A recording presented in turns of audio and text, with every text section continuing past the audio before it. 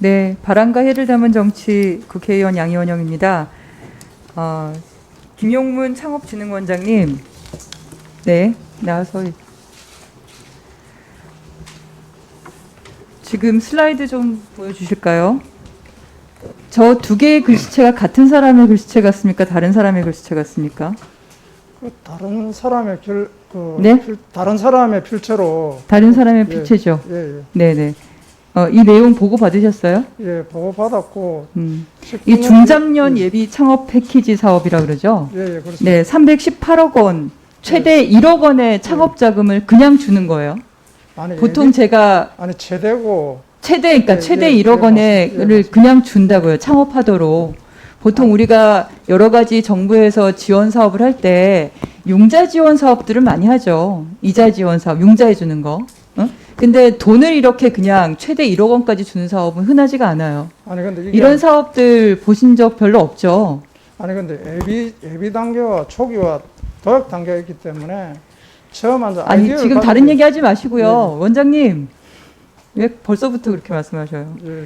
예. 그러니까 이게 318억 원짜리 사업이고, 예. 그리고 이걸 창업진흥원이 직접 하진 않으시더라고요. 예. 위탁기관이 보니까 56개나 돼요. 대학도 19개, 공공기관 14개, 협회나 단체 23개.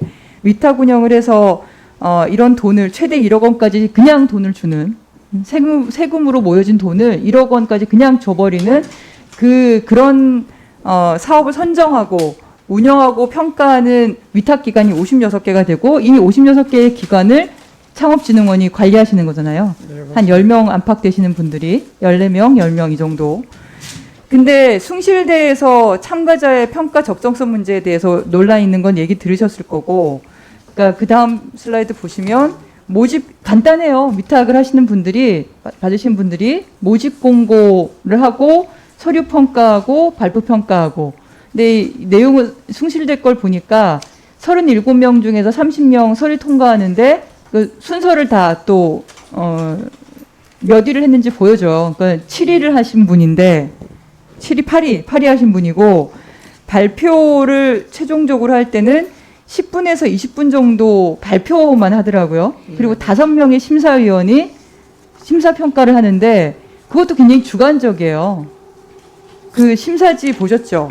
예. 심사지 내용들 보면 뭐 창업 아이템이 적절한가, 개발 동기가 뭐냐, 목적이 뭐냐, 사업화 전략이 뭐냐, 배점 15점 중에서 점수를 자의적으로 정리하는 거예요. 그리고 최종적으로 평가를 하는 거고, 그 다음 슬라이드를 보시면, 그리고 맨 마지막에 평가 의견을 씁니다. 여기가 그 5명의 심사위원들의 평가 의견, 이게 굉장히 핵심적인 거예요. 거기에 따라서 이제 탈락이나 아니면 그 창업 지원의 비용을 받을 건지 결정이 되는 거니까. 저 평가 의견이 어때 보이십니까? 평가 기관이. 네? 저게 1억 원짜리 돈을 그냥 주기에 적절한 평가로 보이십니까? 그 평가위원들마다 서술하는 내용. 서류 평가는 전혀 포함되지 않고 발표 10분에서 20분에 프레젠테이션 하고, 그리고 저렇게 평가해서 1억 원 주는 거예요. 저 평가 내용이 적절해 보이시나요? 다소 의원님 지적하신 대로 미흡한. 그 벤처 캐피탈 관련 전문가로 구성된 심사위원들이라는데, 벤처 캐피탈 관련 전문가가 저렇게 회사 경쟁력이 없어 보입니다. 저게 결론이에요. 저런 평가를 받아들일 수 있을 것 같아요, 본인이라면? 예, 다소 미흡하다고 생각합니다. 그 다음 슬라이드 보여주시죠. 그 다음 슬라이드를 보니까, 그래서 이분이 자기가 서류 평가할 때는 37명 중에서 8등을 했는데, 발표 평가할 때는 30명 중에 19등을 해갖고 결국 탈락을 한 거예요. 17명만 당선을 하고. 근데 자기를 평가한 사람을 보니까 사람 얼굴이 이상하더라는 거예요. 사람 얼굴이. 그래서 글씨체 아까 보여드린 거 다른 글씨체 나와요. 5명 심사위원으로 결정하는 자리에 1명이 딴 사람이었던 거예요. 예, 맞습니다. 그걸 알고 계셨죠? 예. 예? 그래서 필적 감정을 의뢰를 했는데 다른 사람 필체라는 증거가 확보가 된 거고, 결국 대리 참석이라게 된 거죠. 근데 이 상황을 중기부하고 창전이 받아들고 즉각적인 수사 일을 한 게 아니라 그러니까 위탁 업무를 한 그 숭실대가 문제가 있다는 게 확인이 바로 되지 않습니까? 다른 사람 대리로 넣었으니까. 근데 숭실대한테 자체 감사를 시켜요. 그 즉각적으로 수사를 하거나 아니면 최소한 창업진흥원에서 들여다보거나 그렇게 하지 않고 숭실대한테 자체 감사를 한 달 넘게 부여를 해서 사실상의 사건을 은폐할 가능성을 준 거 아닌가요? 숭실대 자체가 대학이고 상당히 신뢰성이 있는 기관입니다. 잘 안 그리고 들립니다. 숭실대 자체가 상당히 그 권위 있는 대학이고 권위 있는 대학교에서 저런 일을 합니까? 그러니까 아니 그 저 담당- 내용을 평가 결과나 그리고 글씨체나 이런 걸 받아 보시면 그 권위 있는 대학교에서 어떻게 이런 일을 할 수 있을까? 그게 이상하지 않을까요? 담당자가 자기가 서류를 갖다가 사실은 준비해놨는데 참석자가 불참을 하겠다고 해서 통보를 해가지고 다른 참석자가 왔는데 그분이 사인을 안 하려고 하니까 이제 본인이 대리 사인을 하다 보니까 문제가 생겼는데 이걸 안 그거는 숭실대 얘기고 예. 원장님이 숭실대를 변호하시는 거예요. 지금 아니, 저 내용들을 다 아니, 그렇지 보시면서 않습니다, 의원님. 원장님이 숭실대를 변호하시는 거예요. 지금 창업진흥원에서 제대로 하지 못한 건에 대해서 사실은 그 숭실대만 탓할 게 아니라 창업진흥원이 제대로 관리하지 못한 것에 대해서 책임을 예. 지셔야 되는 거예요. 예, 맞습니다. 예, 저희가 어떤 사업이 국가가 단 10분, 20분 발표 평가 보고 그걸로 1억 원, 최대 1억 원까지 돈을 줍니까? 예, 그렇게 간단한 절차가 어디 있습니까? 그리고 그 절차가 저렇게 부실한 거에 대해서 대리 참석한 거에 대해서 전혀 관리를 못했다는 거 아닙니까? 예, 그 건에 대해서 책임 있는 답변을 하셔야죠. 그 대신해서 이렇게 변명을 하시면 안 되고요. 그리고 그 다음 슬라이드 보시면 각 분과마다 합격자 숫자가 달라요. 각 분과마다. 근데 분과마다 심사위원도 달라요. 그리고 이 사람들을 따로따로 다 평가를 한 다음에 다 모아서 그 점수대로 또 잘라요. 그 어떻게 일관성을 담보할 수가 있겠어요? 평가위원 점수를 배점 주는 사람들의 주관성, 응? 그러니까 일관성이 없는 거죠. 그게 또 자의적이고 통합해서 인류를 쭉 해가지고 점수를 최종하다 보니까 결국 그것도 안 되는 거고.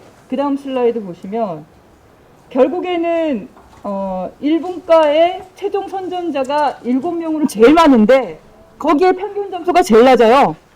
이거 어떻게 설명해요, 이걸? 그 평가위원님들마다 평가 점수를 탈락 점수가 60점이기 때문에 그 이유가 주어지기 때문에 평가 기준이 다르게 나올 수가 있습니다. 1분과, 2분과, 3분과가 다 같은 동일한 심사위원이라면 이해가 된다니까요. 예.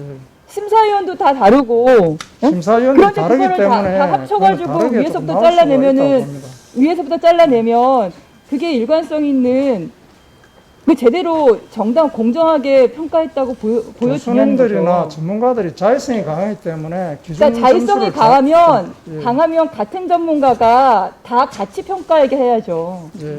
예? 그렇잖아요.